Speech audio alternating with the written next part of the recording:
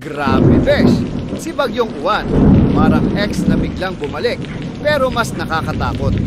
Ayon sa Pag-asa, si Uwan ay isa ng super typhoon na may lakas ng hangin na halos 185 kilometro bawat oras at bugso na higit 230 kilometro bawat oras.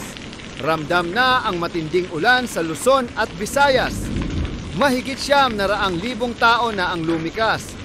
May banta ng pagbaha, landslide at storm surge na abot ng 3 metro.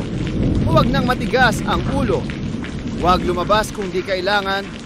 Maghanda ng emergency kit, tubig, pagkain, flashlight at power bank.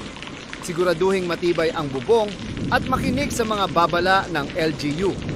I-share mo to para lahat alerto.